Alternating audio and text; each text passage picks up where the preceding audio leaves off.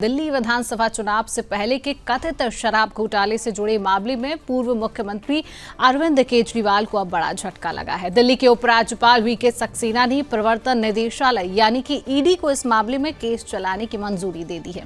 बता दें कि ईडी ने अरविंद केजरीवाल के खिलाफ अभियोजन की मंजूरी के लिए 5 दिसंबर को दिल्ली के मुख्य सचिव और मुख्य सतर्कता अधिकारी को पत्र लिखा था। इस पत्र के जवाब में दिल्ली के एलजी ने केजरीवाल के खिलाफ अभियोजन की मंजूरी दे दी है। तो केजरीवाल के खिलाफ 17 मई 2024 को अभियोजन शिकायत दर्ज की गई थी। 6 नवंबर 2024 के सुप्रीम कोर्ट के फैसले का हवाला देते हुए ईडी ने मामले में दंड प्रक्रिया संहिता को संबंधित धाराओं के साथ साथ मनी लॉन्ड्रिंग 2002 के तहत अभियोजन की मंजूरी दी थी।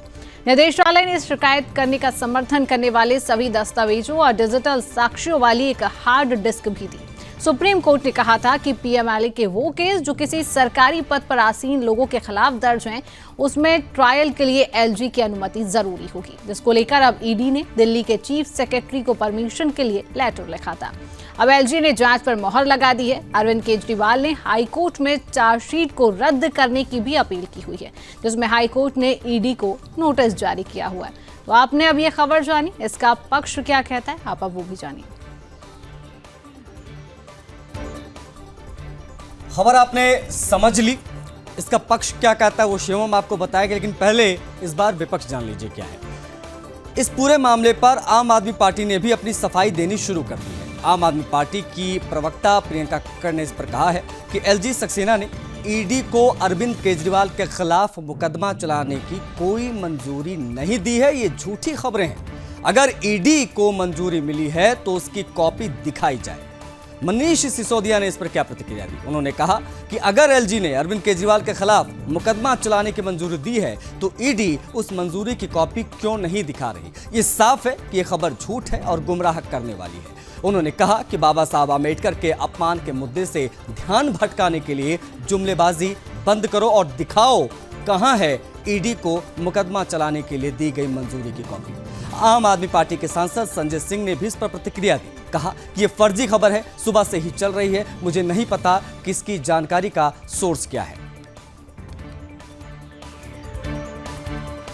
देखिए, ये एक झूठी और बेबुनियाद खबर सुबह से चल रही है। मुझे नहीं मालूम कि इसका सोर्स क्या है। अगर दिल्ली के एलजी वीके सक्सेना जी ने किसी प्रकार का कोई मंजूरी का पत्र दिया है तो मैं कह रहा हूं उसको दिखाइए, सार्वजनिक कीजिए। कहां है वो मंजूरी का पत्र? ईडी को मुकदमा चलाने की कोई मंजूरी अगर उन्होंने दी है तो उसका पत्र दिखाइए ना। तो ऐसी बेबुनियाद खबरें चलाने के पहले मेरे ख्याल से तथ्य। चलिए, खबर जानी, विपक्ष जाना, पक्ष भी जान लीजिए। वहीं दिल्ली बीजेपी अध्यक्ष वीरेंद्र सचदेवा ने भी आम आदमी पार्टी पर निशाना साधा। सचदेवा ने कहा कि ये बात तो स्पष्ट है कि अरविंद केजरीवाल ने दिल्ली आबकारी नीति घोटाले के सरगना है और उन्होंने दिल्ली को लूटा है। जैसे जैसे जांच आगे बढ़ेगी अरविंद केजरीवाल निसंदेह इसमें दोषी हैं और उन्हें सजा मिलेगी। क्या कुछ कहा वो भी आप सुन लीजिए। देखिए, एक बात तो स्पष्ट है कि शराब घोटाले में अरविंद केजरीवाल ने दलाली और कमीशन खाई है और वो शराब घोटाले के मुख्य अभियुक्त हैं, किंग पिन है और पूरी दिल्ली को लूटने का काम उन्होंने शराब घोटाले के माध्यम से किया है।